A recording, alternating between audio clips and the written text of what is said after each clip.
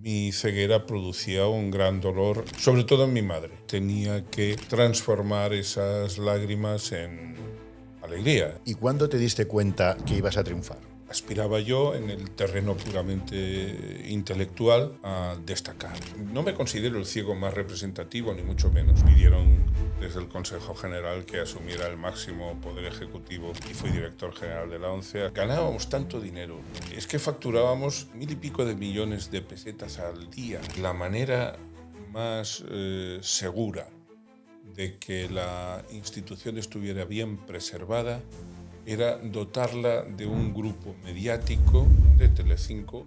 La ONCE fundó Telecinco con Berlusconi. Berlusconi es una de las personas más carismáticas que yo he conocido. Pese a haberme codeado con la élite más élite, yo no me he sentido nunca integrante de la élite. Al contrario, quien tenía todo ese poder, si levantaba el teléfono, sí se le ponían los ministros.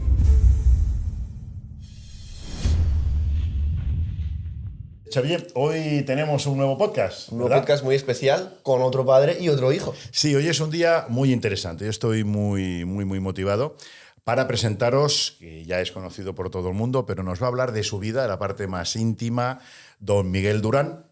Lo tenemos con nosotros, y Héctor Durán, que es hijo de don Miguel. Bienvenidos. Bienvenidos a Bien nuestro hallados, podcast. bien hallados. Saludos cordiales a todos los que se atrevan a soportar lo que viene.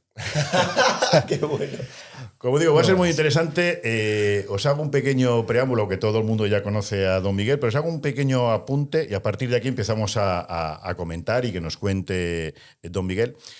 Nos vamos a tutear, ¿verdad? No somos abogados, Sí, somos claro. compañeros y vamos Claro. a tutearnos, ¿no? Aunque Claro que sí. el respeto está por encima, pero nos vamos a tutear. Miguel, pues es una persona que nació ciego. Os decía antes, muy interesante decir, Javier, no pierde el miedo a decir ciego, porque sí, nací ciego. Y de hecho en la ONCE, donde ha sido el máximo responsable de la ONCE durante muchos años, queremos normalizar, ¿no?, que la palabra ciego sea una palabra normal. Y al principio da un poco de sensación, ¿no? Pero nació ciego, señores. Yo les pongo antes un ejemplo. Cierren ustedes los ojos por unos segundos. Imagínense que se quedan así toda su vida. Yo esta reflexión la hice hace algún tiempo y me llegó un poquito el pánico este de la pesadilla. Dices, madre mía, pues imagínense ese señor que nace así, nace en un pueblo de Badajoz, y ahora nos contará, y con 11 años viene a San Boi y hasta los 11 años, y ahora ya empezamos a que nos cuente, no sabía Miguel ni leer ni escribir. Como sabéis, este podcast está patrocinado por Área Jurídica Global. Somos abogados expertos en deudas. Si quieres saber cómo cancelar tus deudas sin tener que pagarlas, te dejamos el enlace en la descripción. Sí, es decir, nací en 1955 en un pueblo del sureste de Badajoz, limítrofe con el noreste de Sevilla y el noroeste de Córdoba, que se llama Azuaga, pueblo en el que conservo muchísimas raíces y que no quiero perder. De hecho, siempre pienso que me gustaría que cuando me muera me entierren allí. Que tarde un poco todavía. Bueno, seguro que si son tus deseos, así será, dentro de muchísimos años. Espero que sí, espero que sí. Nací allí en el seno de una familia muy humilde, mi madre costurera y mi padre pues trabajador de una fábrica de harinas. Y pasé 10 años allí en mi pueblo, como niño ciego, por supuesto. Tenía un pequeñísimo resto de visión que me permitía pues ver la luz, pero bueno, formas y eso no me eran accesibles. Y pasé esos 10 primeros años de mi vida en Azuaga con una infancia que puedo definir como globalmente feliz. Porque, bueno, pues me integraba más o menos como podía con mis amigos del barrio y jugaba a mi nivel en tanto podía con ellos. Es decir, si había que jugar al juego clásico de situarse dos bandos a unos 25 o 30 metros de distancia y apedrearse, pues yo apedreaba también. Y disparabas con tirachinas, ¿eh? Sí, disparaba con tirachinas, sí. Una anécdota ahí Disparaba interesante. Bueno, hombre. Pero era un poco al azar, ¿no? Ahora voy a hacer un poco de Bueno, chiste. al ruido, al sonido. Al sonido, eso. claro, te Cuando ponía decía el nada, oído. decías, le he dado. Donde ponía el oído ponía la bala, bala. o la piedra, ¿eh? De hecho, una vez pues apedreé a una pobre mujer porque ya sabéis que en los pueblos antes las señoras, sobre todo las señoras mayores, llevaban esas clásicas enaguas largas y si tenían un apretón de pipí, pues se aliviaban allá donde podían.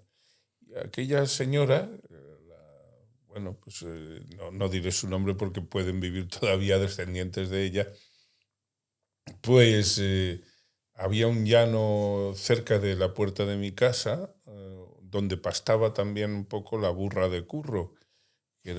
Curro el mono era un vecino por encima de mi casa. Y la burra se ponía allí de vez en cuando a pastar. Y allí se puso aquella buena mujer, muy buena mujer, por cierto, por otra parte, y pues se puso a aliviarse y aquello hacía ruido. Yo lo asimilé al ruido que hacía la burra y apunté con mi tirador, con mi tirachina, y con la mala suerte, en este caso, de que la piedra acertó en la cadera de la señora, que lanzó un grito, sabía quién le había disparado, hizo un insulto de los clásicos de aquel pueblo y la pobre pues pagó el pato de que el ciego la confundiera con la burra de Curro. Pero, como digo, pasé una infancia feliz. Yo pensaba que dirías, una infancia dura, ¿no? Cuando eres niño lo dura, normalizas todo más, ¿no? Dura es, porque al fin y al cabo hay cosas que tú no puedes hacer y que los demás hacen. La dureza mayor de mi infancia fue cuando constaté, quizá con 4 años o así, que efectivamente mi ceguera producía un gran dolor, sobre todo en mi madre. Percibir que tu madre llora por ti también es una experiencia, ¿eh? Es una experiencia, y sobre todo si ese llanto se produce a los 4 años, a los 5 años, cuando tú no tienes todavía capacidad de respuesta para esa circunstancia tan sumamente gravosa para un niño, pues en ese caso resulta todavía más difícil de soportar. La suerte que yo tuve es que en realidad a mí me dio por pensar que tenía que transformar esas lágrimas en alegría. Es decir, modificar la índole del problema para convertirlo en una solución. Y desde bien pequeño, como yo no podía ser como mis 2 hermanos, no podía tener las profesiones que ellos pudieran llegar a tener, pues me propuse con 6 o 7 años, y puesto que escuchaba radionovelas y allí salían abogados que a mí me impactaban, generalmente los encarnaba Pedro Pablo Ayuso en la cadena SER, pues decidí que yo quería ser abogado y que tendría que ser abogado para que mi madre tuviera un hijo abogado. Claro. Y luego ya nos vinimos aquí a San Boi. Eran tiempos duros de la emigración, porque después del plan de estabilización del régimen de Franco en el año 57, 58, 59, desaparecieron las subvenciones a la minería improductiva, y la minería de Azuaga no era muy productiva. El pueblo decayó mucho y tuvimos que, primero vinieron mis hermanos, mi hermano Leo, mi hermano Juan después, y luego tiraron de nosotros porque había que salir de la progresiva miseria de aquel entorno, y sobre todo porque mi familia pensaba que en Barcelona habría un colegio de ciegos. Es decir, vinieron con esas 2 grandes motivaciones, y quizá por ese orden, desde luego.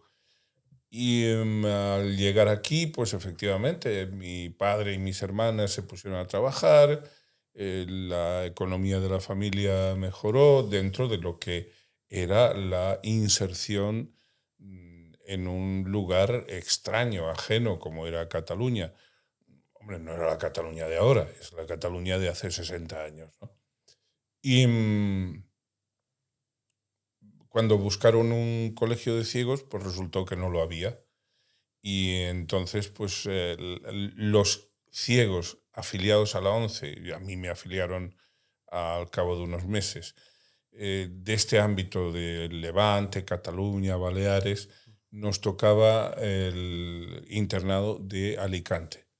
Y muy lejos, ¿no?, de tus padres. Muy lejos, muy lejos. Eso fue otro trauma para mi madre y para mí.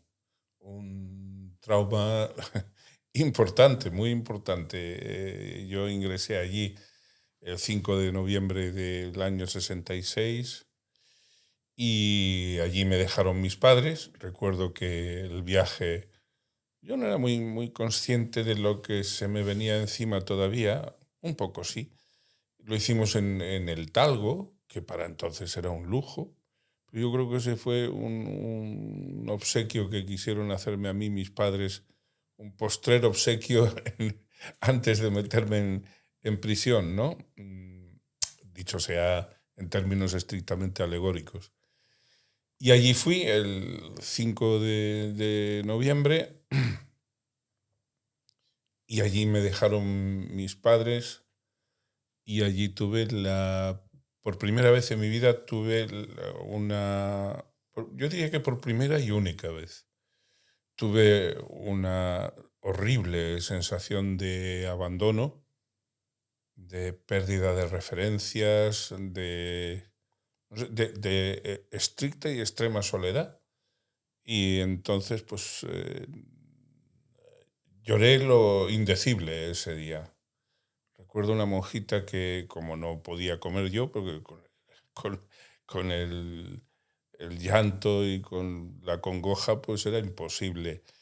Me sacó al patio, me peló 2 naranjas, Sor Consuelo.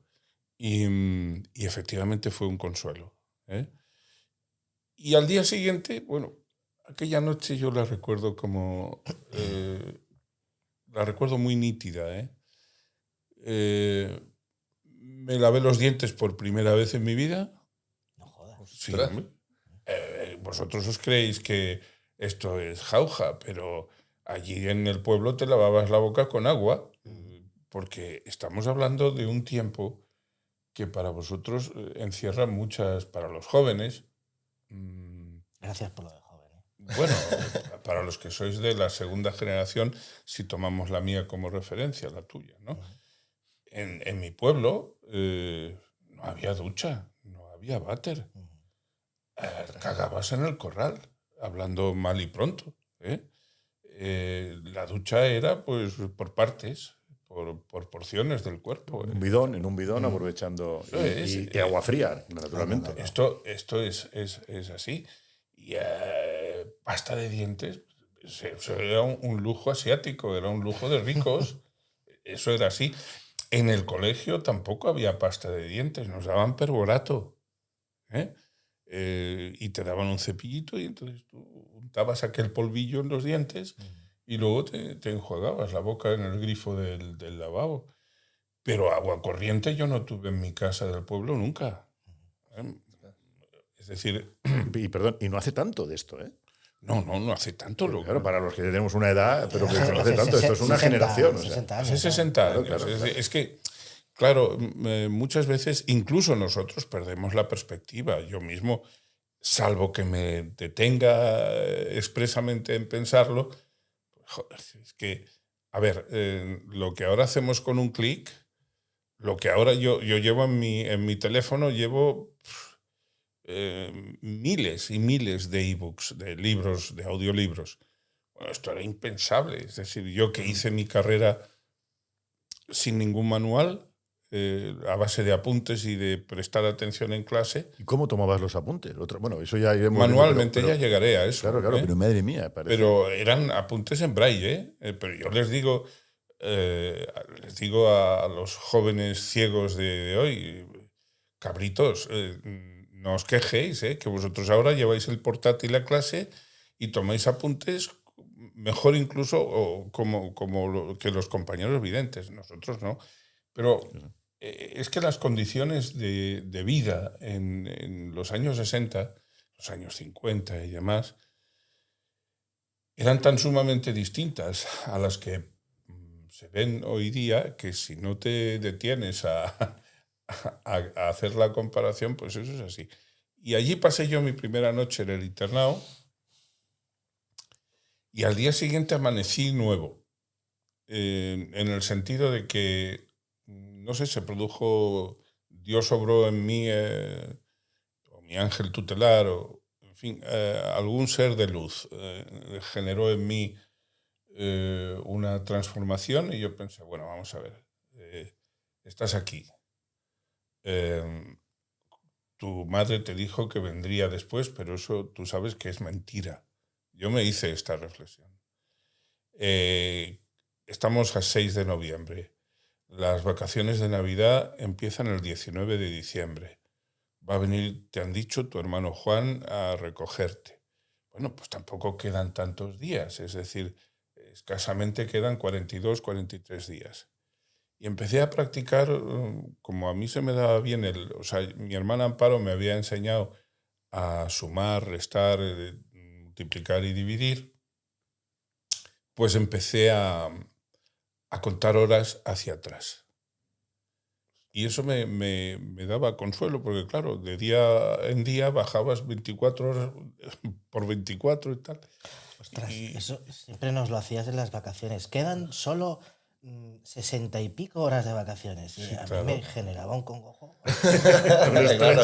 Bueno, entonces pues se produjo aquella transformación, me pusieron en la clase de primero de primaria, que yo no tenía ningún nivel, salvo esto que digo, lo que había aprendido de oídas, en la escuela de don Victoriano, que denominábamos nosotros Maestro Melón, de muy buen recuerdo para mí. Yo allí fui de oyente a esa escuela. Hombre, algo se te pega, quiero decir, pero yo no pude tener allí ningún estudio reglado, de poder decir, pues estás en primero y aprendes tales cosas, tales materias. O sea, para mí, por ejemplo, la geografía, el mapa de España era una cosa absolutamente ignota. Sí, yo sabía lo clásico que nos hacían recitar España, enimita al norte, con el mar Cantábrico, los montes Pirineos que separan de Francia, ese tipo de cosas yo las sabía, ¿no? De oídas, pero conceptualmente no podía aprender eso. Entonces me pusieron en la clase de primero, empecé a aprender el sistema Braille, me empecé a integrar con el resto de compañeros. Eran internados pues, de la época, un poco cuartelarios, si se quiere. Y permíteme, al ser el resto de compañeros tuyos también ciegos, ¿te sentías más integrado? ¿Era distinto? Hombre, sí, quiero decir, te sientes en un hábitat en el que tú no eres un espécimen único, sino todo lo contrario, eres uno más. Y entonces, como eres uno más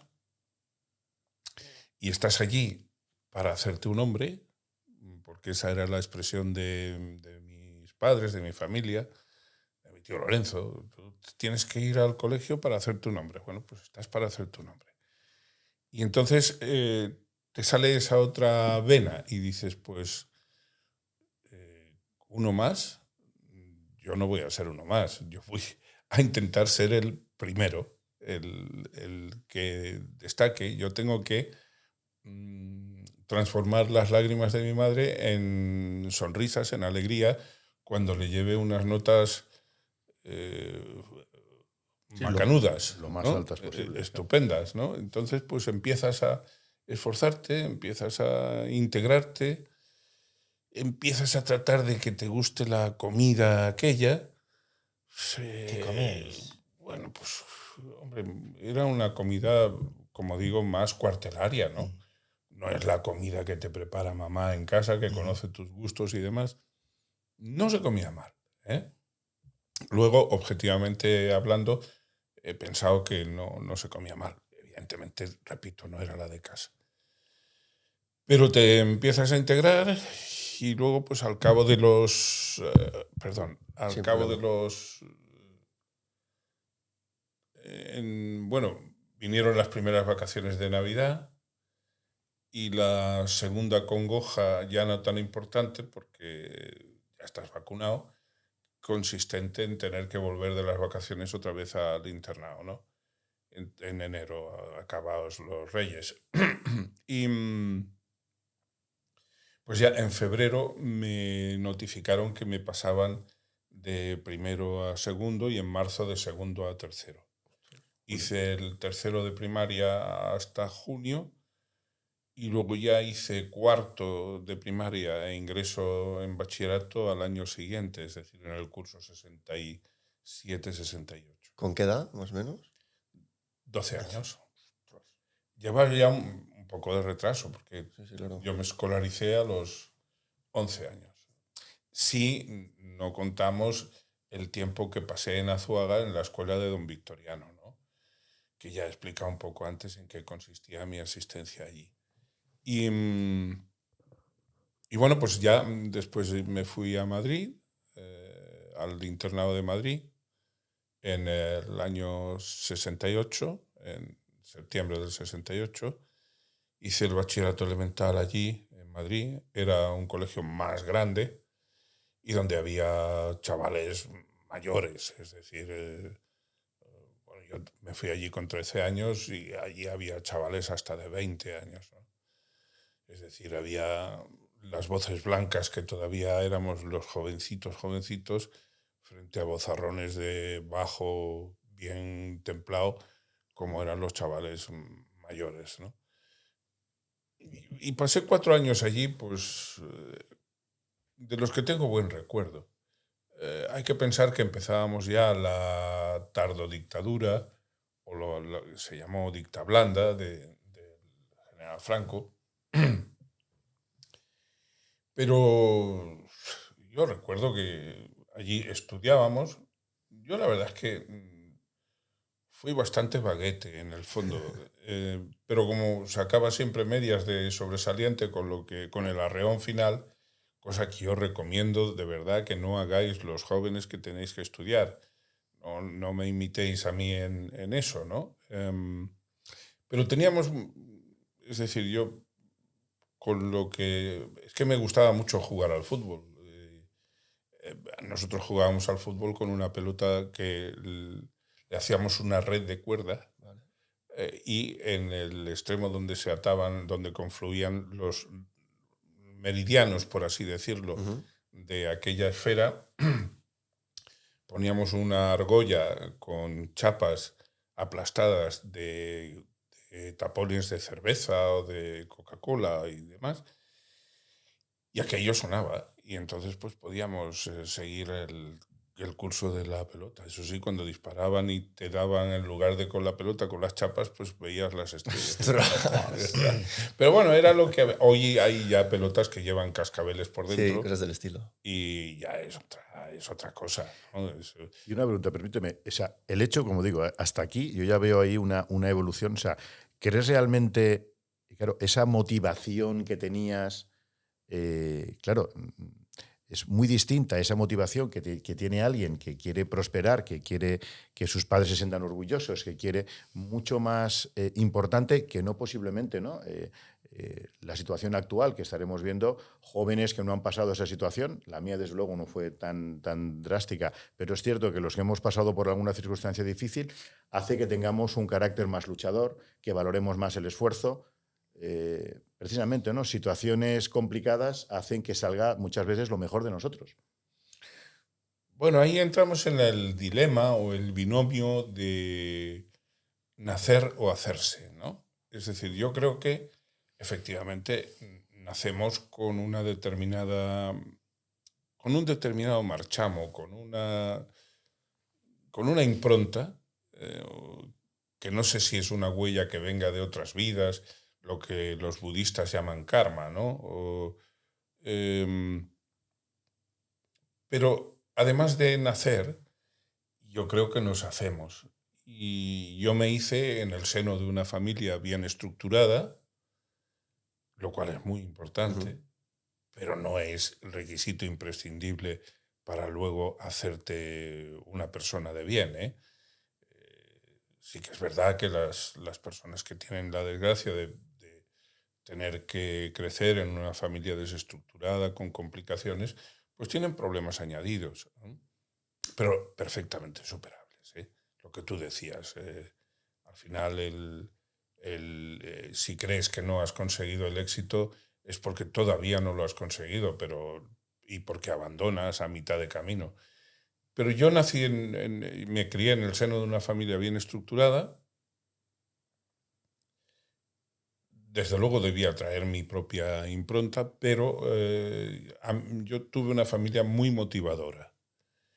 Y en mí siempre existió la motivación de ofrecerle a mi familia más de lo que yo había recibido de ellos. Y en particular, a mí lo que me apetecía era, pues, eso. ¿En qué terreno podía yo destacar? Desde luego, no podía ser pintor de brocha gorda como mi hermano Juan, no podía ser un buen mecánico de maquinaria pesada como mi hermano Leo, pero sí que aspiraba yo en el terreno puramente intelectual a destacar, a ser el primero. Y si no, a tener la honra de entrar en meta detrás del primero, ser por lo menos el segundo, ¿no? Que tampoco es no es mala cosa. Desde luego.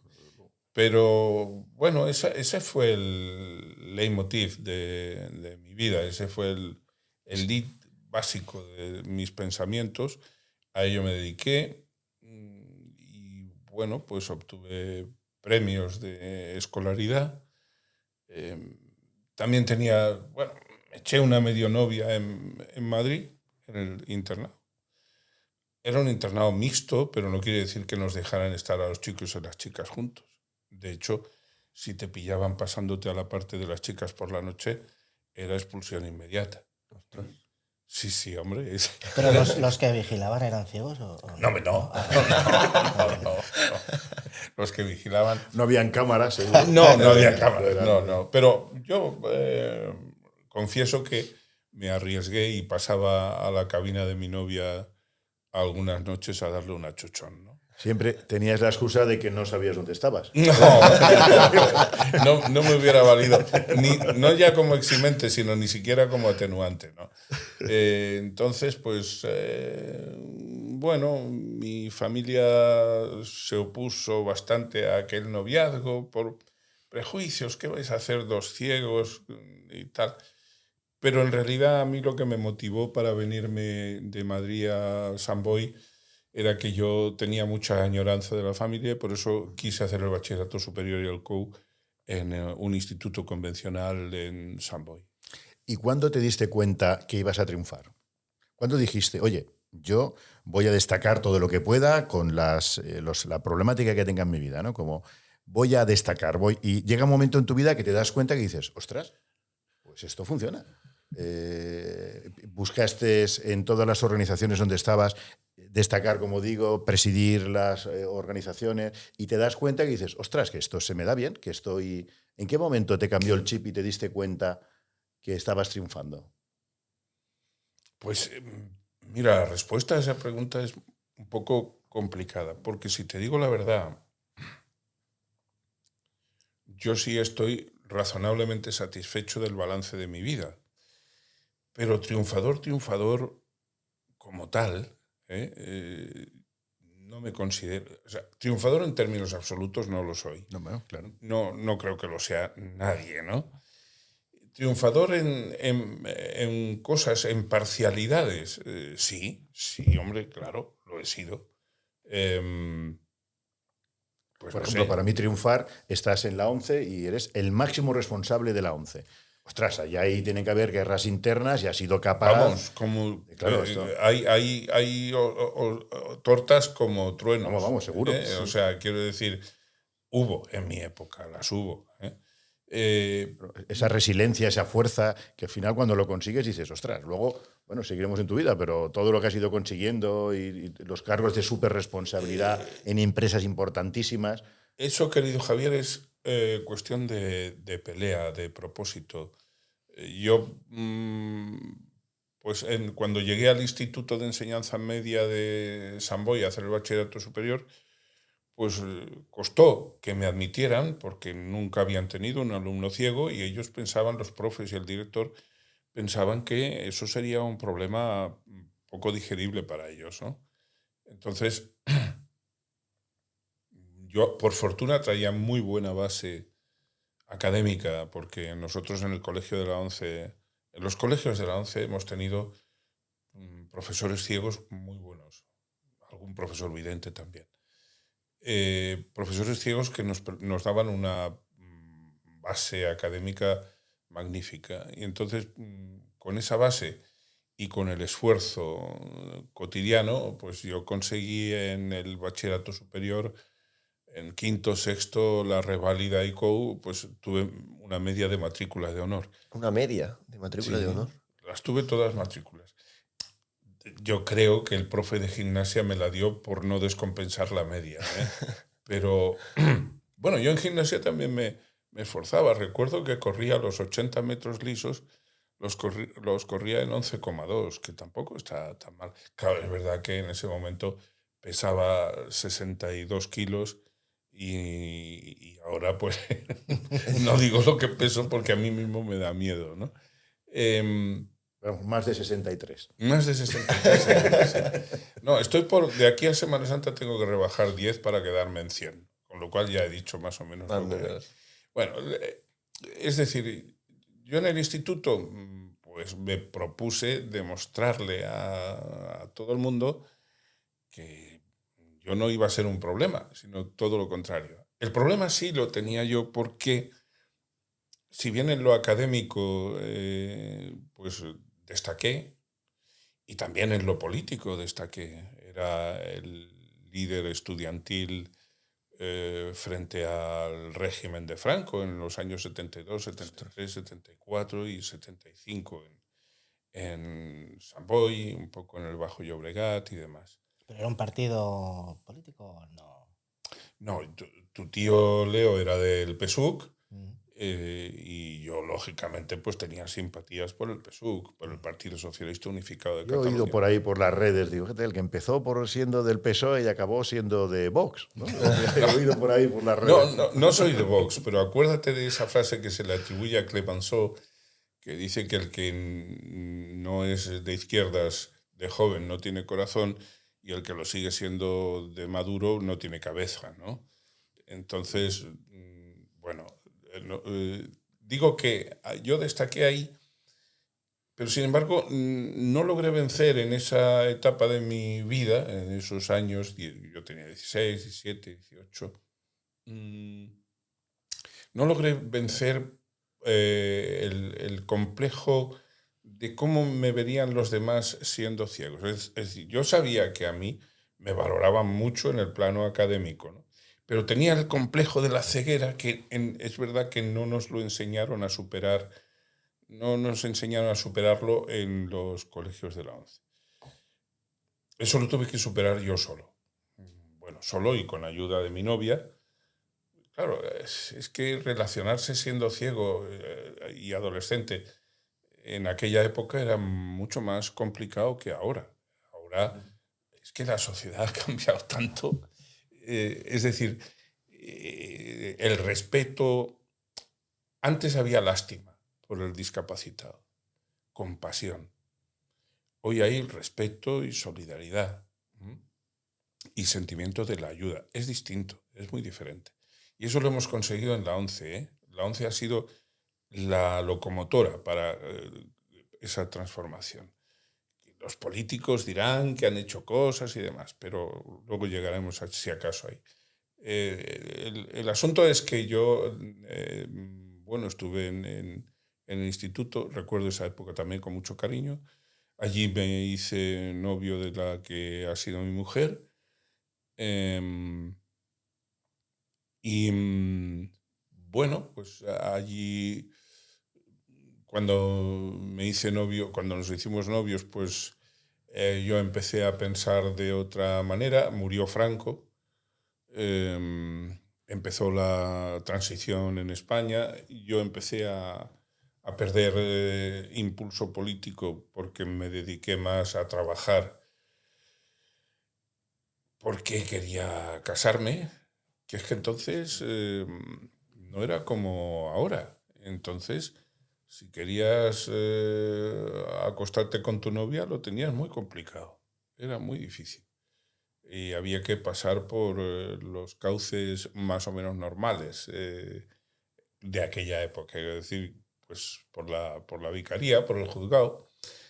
Em, entonces no todo el mundo tenía coche. Es más, había muchos coches, ciertamente, pero los jóvenes, tener un coche, pues era una cosa bastante rara, bastante excepcional. Entonces, pues me dediqué a eso, a trabajar. Empecé mi carrera justo un mes antes de que muriera Franco en la central de Barcelona, la Facultad de Derecho, al tiempo que mi novia empezaba medicina, porque los dos éramos de la misma promoción, ella de ciencias y yo de letras, y gané unas oposiciones para ser especialista en imprentas Braille de la ONCE y empecé a trabajar el 1 de abril del 76, el 1 de abril también, para los que no habéis vivido aquella época, antes era una fecha que se conmemoraba porque el 1 de abril era el día de la victoria, porque fue el día en que acabó la guerra civil que ganó Franco. Ahora que Pedro Sánchez ha puesto de moda tanto a Franco, pues yo voy a seguir un poco la estela del ínclito presidente del gobierno. Y entonces, pues, empecé a trabajar. Recuerdo que mi primer sueldo fue de 19.003 pesetas. Claro, hay mucha gente Al mes, que... claro, al mes. Claro, Al mes, claro, sí, claro. sí, sí, sí. También estaba en la semanada, había quien cobraba Sí, no, cada pero semana nosotros para... cobrábamos por mensualidades y además cobrábamos en un sobre, por supuesto, en metálico. De color marrón eran todos los sobrecitos, ¿verdad? Sí, bueno, yo en Bueno, color no lo vi, pero vamos. Recuerdo con la alegría que le llevé mi primer sueldo a mi madre y lo que eso mejoró nuestra manera de vivir. Pero pese a todo, en esa época mis dos hermanas y mis dos hermanos estaban ya casados y a mí mis dos hermanos y mis dos hermanas, mis cuñados y cuñadas, me dieron siempre un gran soporte moral y también material cuando fue necesario. Entonces, pues nada, al cabo de un año y medio al cabo de 15 meses de empezar a trabajar, me casé, nos casamos y siguió la lucha. Es decir, yo trabajaba por las mañanas e iba a la facultad por la tarde y mi mujer pues iba a la facultad por la mañana y se ocupaba luego de estudiar y de la casa por las tardes. Y por las noches pues hacíamos lo que conviene hacer. Escuchar la radio. Yo escuchaba habrá mucha que radio. dormir, que dicen que es muy bueno dormir 8 horas. Y yo no sé si en tu edad dormías 8 horas. No las dormía porque me tenía que levantar a las 6 menos 10 de la mañana. Y claro, pues si te vas a dormir a las 10:30 o así, y además hay algo de juego nocturno, pues ya te duermes un poco más tarde. Claro, entre que comentas la jugada del día que no, Claro. y te duermes, pues se te hace la 1, te levantas a las 6. Sí. Esto que ahora está de moda, hay que dormir 8 horas y tal. Y bueno, no digo No, que no, el que pueda que lo haga, pero... No, porque en realidad lo que yo tenía eran jornadas de 12, 13, 14 horas. Las he seguido teniendo toda mi vida. Yo he tenido siempre jornadas muy, muy largas. Media jornada, 12 horas al día, media jornada. Media jornada, es verdad, es verdad. Y nada, pues ya a partir de ahí, ya cuando me licencié en el año 80, pues junto con otros 4 compañeros de promoción pusimos nuestro primer bufete, nuestro primer despacho en Sant Boi. Fue toda una experiencia. Luego, pues... ¿En qué te especializaste? ¿Ese primer despacho cada uno llevaba una rama del derecho? Sí, ¿Cuál fue pero la tuya, la que más te convencía? Yo era, Javier, en eso era el generalista, un poco el coordinador. Y además, como había que poner gestoría, y en ese momento había que poner gestoría para atraer más clientela. Y en ese momento, estatutariamente no era compatible ser abogado y gestor al mismo tiempo, pues me tocó a mí, porque los demás no querían, afrontar la oposición, la prueba, para tener el título de gestor. Y la aprobé el 31 de marzo del 81, de manera que me hice gestor administrativo también en esa época, ¿no? Para poder poner el rótulo de gestoría. Y ya ahí empezaron mis compañeros de la ONCE a reclamarme para puestos directivos. Yo había tenido participación en la democratización de la ONCE. Y bueno, pues empezaron por pedirme que dirigiera la imprenta en la que yo había trabajado. Asumí ese cargo el 1 de diciembre del 83. ¿Y cómo puedes tener tanta claridad en fecha? O sea, yo alucino de esa concentración. es O sea, verdad. lo tienes, vamos, yo... Porque Se yo... Es acuerda- muy difícil, se ¿verdad? acuerda de Es todo. alucinante. Las o sea. fechas sí las recuerdo y tengo buena memoria, porque cuando nací Dios me dio a elegir entre memoria y potencia sexual. Y Y tienes buena Y no te memoria. acuerdas de nada. tengo buena memoria. Sí. Y entonces, pues,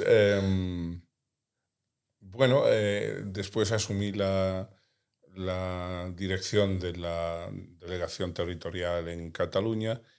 Y después me pidieron desde el Consejo General que asumiera el máximo poder ejecutivo en la institución, es decir, la dirección general y fui director general de la ONCE hasta el año, casi hasta el 94. Fue una época bonita de mucha transformación en la ONCE, de mucho crecimiento, muchísimo Y orgullo crecimiento. personal, ¿no? Tú llega un momento que tendrías que decir, ole yo, ¿no? Aunque esté feo hoy en día también, que dices, no, pero hay que valorarse. Yo creo que tú mismo tenías que decirte, madre mía, oye, que lo estoy consiguiendo, que el esfuerzo tenía que ser, aparte de saber que tus familiares también alucinarían, ¿no? Decir, madre mía, ¿no? Lo que decías, No, el a mí cambiar... me ha complacido siempre mucho más el placer que puedo dar a los demás, que no me he envanecido nunca yo de eso, no me tengo por un tipo creído. Por supuesto que me gusta, como a cualquiera, ¿no? Pues hacer las cosas bien y que te lo reconozcan. O sea, es que la falsa modestia para mí me parece una manera hipócrita de comportarse. Yo no soy modesto, pero mucho menos falso. Lo que pasa es que yo no me he considerado nunca eh,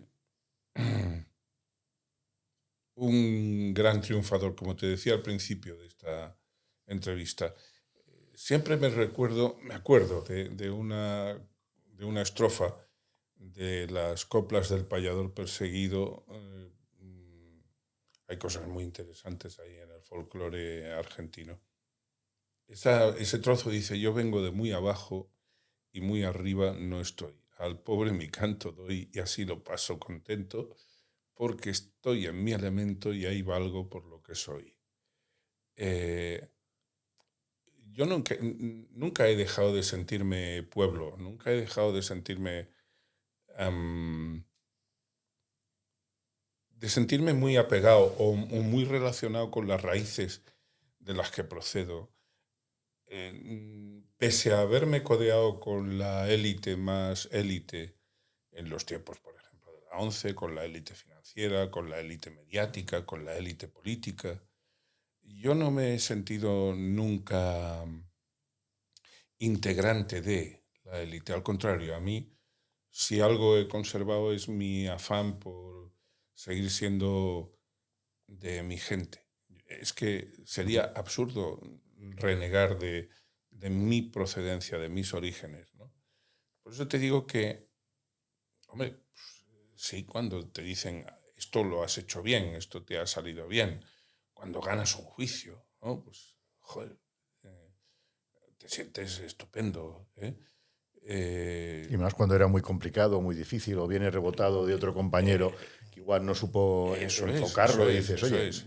Igualmente, cuando pierdes, pues lo primero que haces es examen de conciencia, a ver en qué demonios te has podido equivocar, o a veces pierdes no porque te hayas equivocado, sino porque hay un contrario que lo ha hecho mejor que tú, o hay un juez que no da una a derechas, ¿no? Y que no ha acertado y pues tienes no que hacer... olvidemos, a veces que cometemos también a veces los abogados el error que también comete el cliente, ¿no? Sí, Que sí. si gana es porque lo ha hecho mejor el contrario. Oiga, vamos a ver, usted ha robado a mano armada en un banco y lo han pillado.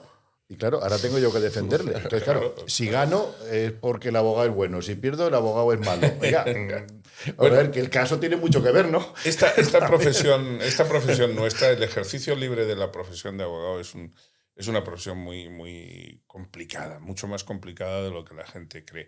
Y mucho más lo es por el deficientísimo funcionamiento de la Administración de Justicia.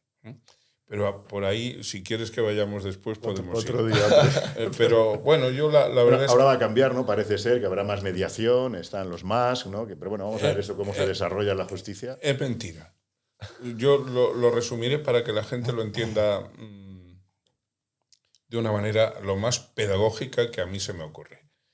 Mira, en España hay dos cosas de las que no se escapa a nadie, que a mí se me ocurren. Una, la agencia tributaria. Es decir, como te equivoques en tu declaración en 2 euros, no te preocupes que recibirás una cartita que les cuesta más mandarte la carta que los 2 euros en los que tú te has equivocado, pero te la mandarán. Claro, con pólvora del rey no hay problema. Eso es. Y la TGSS, o sea, la Tesorería General de la Seguridad Social, que es la que se encarga de recaudar las cotizaciones que tenemos que hacer los empresarios por cuenta nuestra y por cuenta de los trabajadores al sistema de la seguridad social. De ahí no se escapa nadie. Ahí han invertido miles y miles y miles de millones en ordenadores, en recursos humanos, es decir, en personal, En software. en todo lo que se pueda imaginar. ¿Por qué? Porque son las dos principales fuentes de ingresos. La Administración de Justicia da algún dinerete, pero son peanuts, son el chocolate del loro en comparación con las otras dos cosas. Y por otro lado, la Administración de Justicia, aquí se hizo una transición, pero la verdadera revolución, la verdadera transformación de la Administración de Justicia se está haciendo arrastrando los pies y sin convicción. Los políticos se llenan la boca de decir cosas y cosas y cosas. También es verdad que hay actores jurídicos, no solamente jueces, fiscales, abogados también, que no hacen todo lo necesario, que no dan un puñetazo en la mesa figurada de la Administración de Justicia diciéndole al poder público, miren, esto se va a reformar sí o sí, por mis bemoles que se va a reformar. Sí, pero ¿quién lo hace? ¿Quién No, tiene...? Bueno, no hay unidad suficiente. Ni en la propia España en sí, que también hay veces puntuales cuando vemos cómo están los políticos, sin ser ni de derechas ni de izquierdas, alguien alguna vez tiene que decir, oye, hasta aquí, ¿no? Bueno, pero yo, por ejemplo, me presenté a las elecciones del decanato del Colegio de la Abogacía de Madrid y en mi programa llevaba pues muchas iniciativas para que el Colegio de la Abogacía de Madrid fuera un elemento de verdadera disrupción, ahora que está de moda esa palabra, en todo el contexto del funcionamiento jurídico de España. No hay que olvidar que el Colegio de la Abogacía de Madrid es el más grande de Europa, en número de colegiados por lo menos. Pero bueno, volvamos otra vez al tema. En realidad a mí yo no me he considerado nunca triunfador absoluto. Los triunfos parciales los he recogido con el menor envanecimiento que he podido. No soy creído. Porque, entre otras cosas, pienso que todavía me quedan muchas por hacer. Mientras Dios me conserve, soy profundamente creyente y muy mal religioso. Es compatible una cosa con otra. Es Claro. perfectamente compatible. Yo tengo mucha crítica que hacerle, por ejemplo, a la curia católica. No conozco otras confesiones porque no las he vivido, y esa es la mía de origen, pero como digo, mientras Dios me conserve un poco de lucidez mental, yo seguiré pensando que me quedan muchas cosas por hacer y también algunas por las que disfrutar. Claro.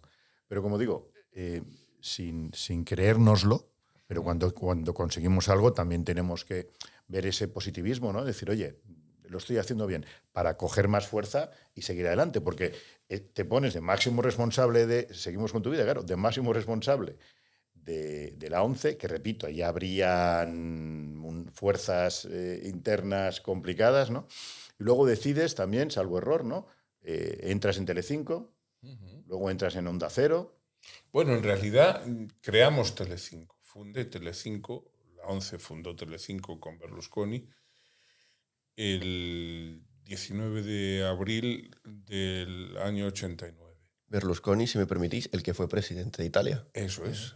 Ostras. Ese señor tan mayor que hace poco que murió y que para vosotros es un arcano porque en realidad lo habéis vivido de forma ya un poco lejana.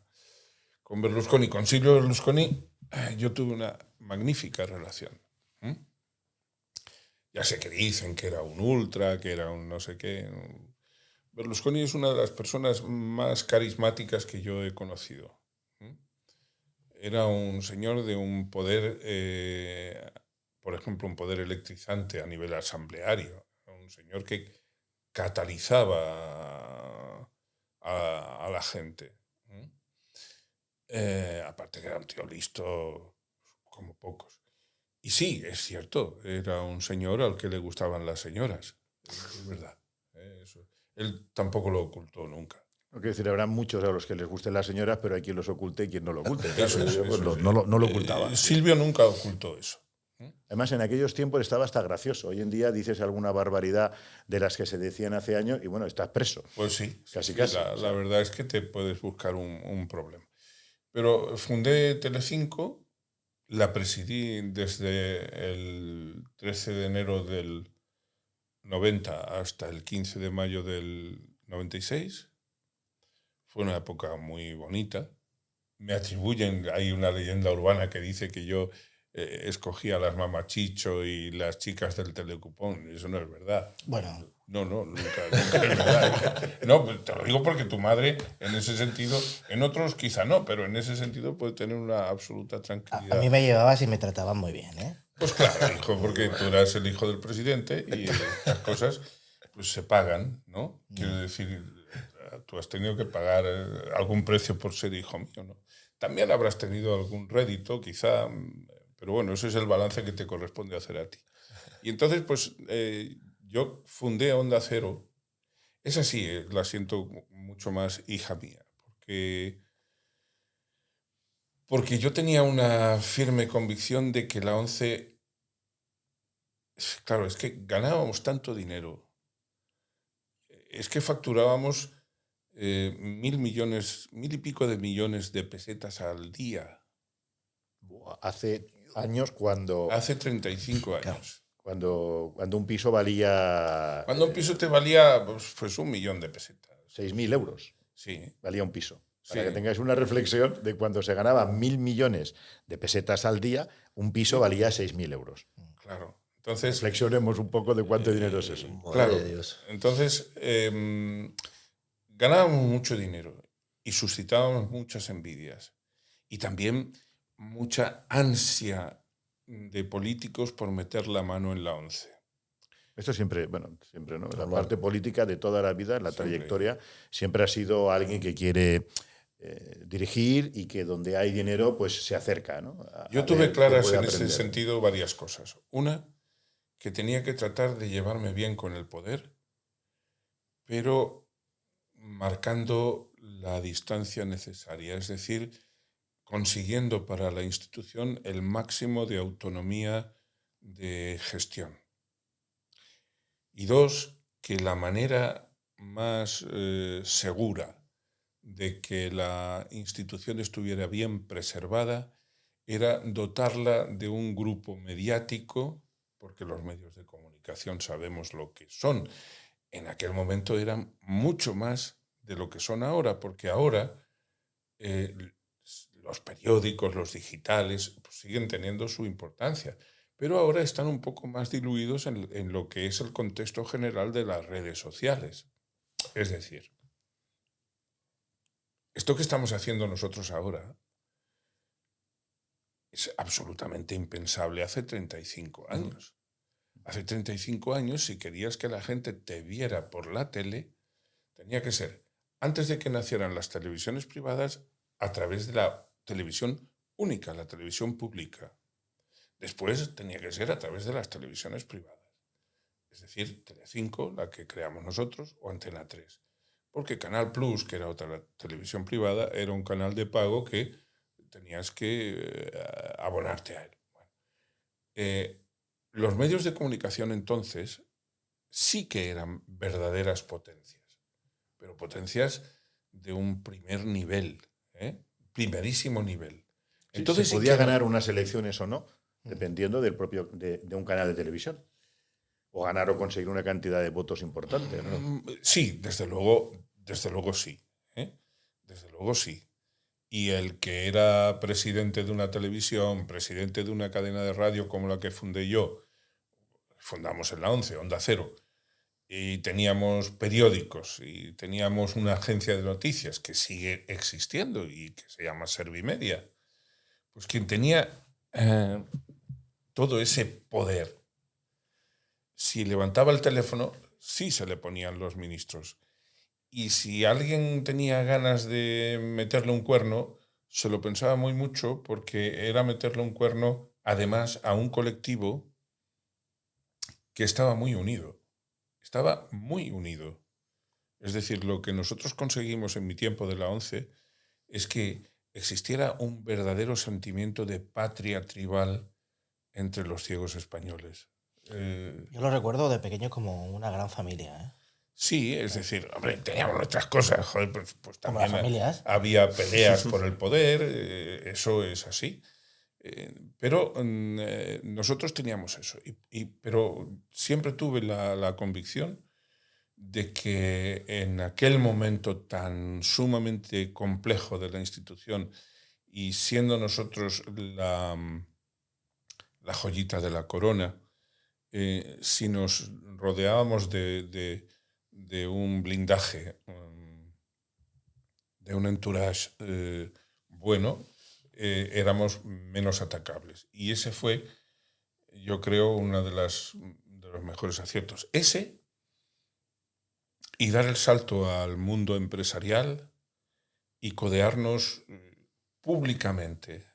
Es decir, pegarle a la sociedad un impacto en toda la línea de ideológica, social del momento, diciendo los ciegos estamos aquí, los discapacitados en general estamos aquí, a mí me veis como ciego, soy el primer y único presidente ciego de una televisión y me venían a hacer... De una televisión, es que fíjate es lo que muy decimos, fuerte, fuera de una radio, al final, la radio...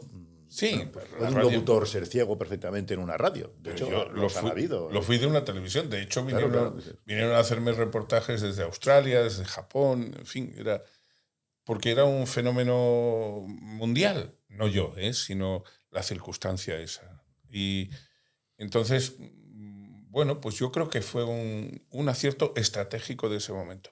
Y también lo que digo, cambiar la mentalidad social. Cuando se hizo público pues que teníamos representantes ciegos en los consejos de los bancos, de las constructoras más importantes del país, eso, queráis o no, ahora se puede ver como más relativamente normal, pero en aquel tiempo era un impacto formidable. Y permíteme, como cuando al principio decías, Mi ilusión era cuando tenía 4 o 5 años, que ya me di cuenta de la situación, que los llantos de mi madre, pensando que será de mi hijo, tal, se conviertan en alegrías. Sí. Es que ese es el éxito. No me digas que cuando tu madre veía que estabas, vamos a llamarle, triunfando, o estabas dirigiendo, presidiendo, o sea, dices, madre mía, una persona tan representativa, hombre, ya habías conseguido el triunfo del niño de 5 años. No, desde Indiferentemente que tuvieras 3 euros en el bolsillo o 44, pero No, llegó un momento que tú dirías, ostras, ya lo he conseguido. Tuve un poco más, de 44 euros. Bueno, en ese momento no había euros, ¿no? Una de las primeras cosas que yo hice cuando llegué a la dirección de la ONCE fue subir drásticamente el sueldo de mis directivos. Cosa que en principio, pues demagógicamente algún sindicato criticó y demás. Es fácil subírtelo a ti si se lo subes a los de tu entorno, ¿no? Claro, Esa era la excusa que ponían los demás. Sí, pero fijaos en esto. Había gente que estaba gestionando presupuestos de miles y miles y miles de millones de pesetas al año que cuando yo llegué cobraban 250.000. Eso es una barbaridad. Como en política, ¿no? Que gestionan miles de millones, aparte de que igual no están capacitados, y el sueldo del presidente del gobierno... Claro, pero el político que se mete a político ya sabe a lo que va. Lo que nosotros éramos un equipo de gestores, que fue un buen equipo de gestores.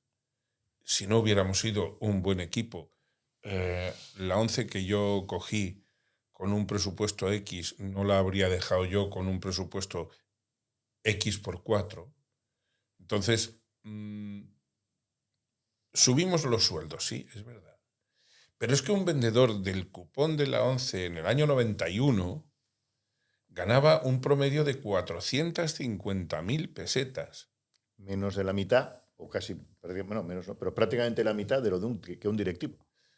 Entonces no podías captar talento. Claro, porque... Es decir, tú tenías que subir el sueldo de los directivos. Los vendedores del cupón ganaban muchísimo dinero. Tanto dinero ganaban, en aquella época, claro, que había muchas envidias. Y había gente que decía, ¿cómo es posible que los ciegos ganen tanto y haya otros discapacitados? No era verdad. Nosotros en mi tiempo, en el año 87, entre noviembre del 87 y junio del 88, metimos en la ONCE a trabajar como vendedores a 7.000 discapacitados no ciegos. Y en el año 88 creé yo la Fundación ONCE para ayuda a otros discapacitados, a la que se destinó el 3% de nuestra facturación bruta anual. Es decir, que en punto a solidaridad con otros discapacitados, a la ONCE de entonces y a la ONCE de ahora no le puede dar lecciones absolutamente nadie. Sí. Porque en eso hemos sido mucho más desprendidos que otros muchos que se llenan la boca por ahí, ¿no? Entonces, bueno, hicimos nuestros aciertos estratégicos y por responder a tu pregunta, claro, mi madre efectivamente, pues yo creo que pasó los últimos 20 años de su vida, los pasó tranquila porque veía... Primero, cuando el 30 de abril del 76 le entregué las primeras 19.003 pesetas, ella ya se dio cuenta de que el niño estaba siendo ya un hombre, ¿no? Y después la secuencia de hechos que hemos ido más o menos desgranando, pues a ella la dieron la absoluta seguridad de que el sueño se había hecho realidad. Qué barbaridad. ¿Y cómo pasas luego? Claro, entras en Telecinco, creas Telecinco, Onda Cero. ¿Cuándo decides dejarlo? ¿Qué es por...? No, yo dejo la jubilas, ¿no? Porque todavía tienes una edad, todavía sigues activo, todavía no estás sí, jubilado. yo entré a dirigir la ONCE con 30 años y la dejé con 39.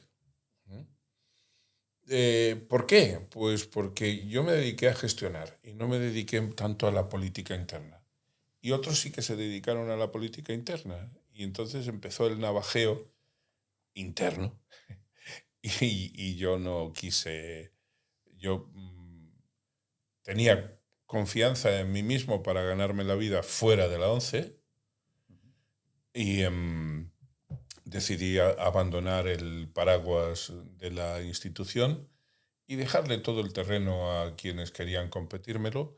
Yo consideré que ya había hecho una labor más que... No, más que suficiente, no, pero suficiente.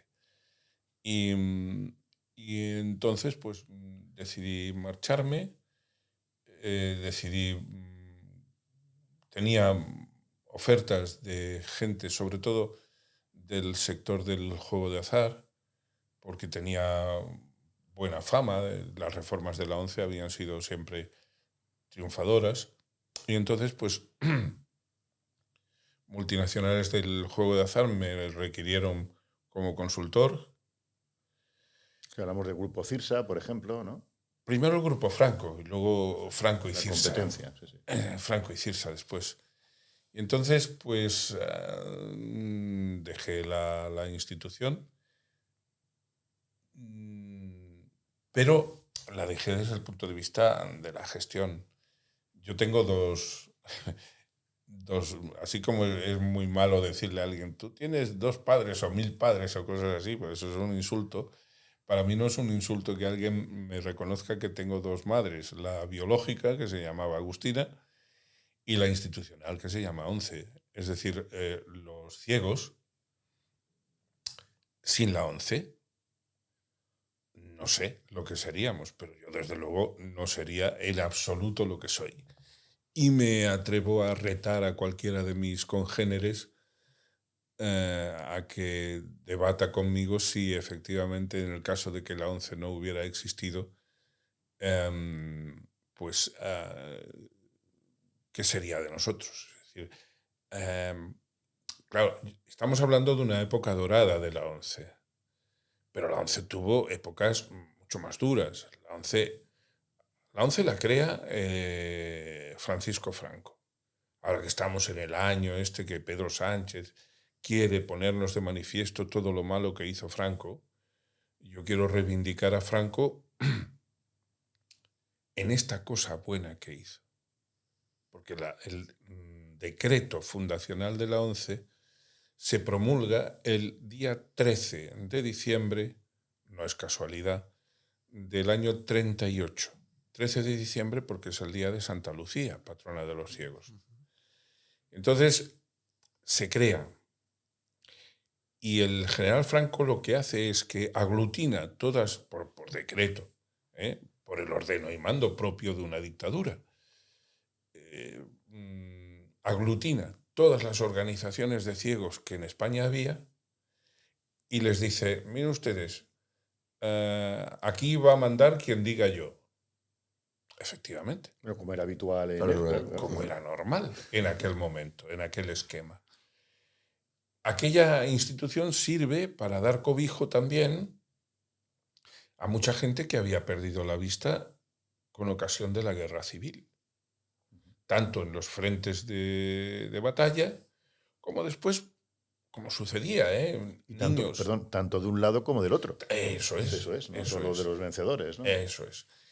Pero no solo perdía la vista la gente en las trincheras, también durante la guerra y después de la guerra hubo muchos niños que jugando con botecitos, que pensaban ellos que eran botecitos, eran bombas que habían quedado sin estallar y estallaban y se le llevaban por delante las manos, los ojos. Eso ha ocurrido en España.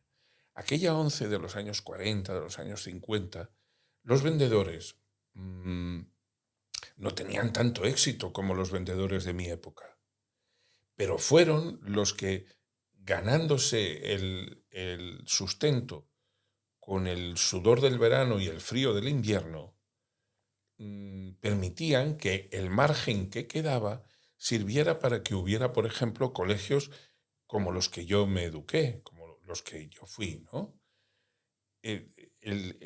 A mí me parecería absolutamente injusto que los ciegos que hemos vivido solamente tiempos más dulces, nos olvidemos de los tiempos duros, de los tiempos dificilísimos que vivieron nuestros congéneres, nuestros ancestros de la guerra, de la posguerra, etc., ¿no? Digo esto porque hay muchas consideraciones que hacer sobre el mundo de los ciegos, pero yo no me considero el ciego más representativo, ni mucho menos, ¿no? Tampoco creo que haya nadie que pueda irrogarse ese título. Sin embargo, lo que sí puedo decir es que el verdadero triunfo para mí, el único triunfo del que sí me siento verdaderamente satisfecho, no diré orgulloso porque la palabra orgullo me tiene connotaciones distintas, pero el único triunfo del que yo sí que me siento seguro y satisfecho es el de la autoaceptación. Es decir, yo empecé a ser mucho mejor el día que dije, bueno, vamos a ver, si eres ciego, pues no lo has elegido tú y lo que tienes que hacer es pues que beneficiarte de la solidaridad que te den, de las ayudas que te ofrezcan y tratar tú de ser lo más útil que puedas para todo el mundo.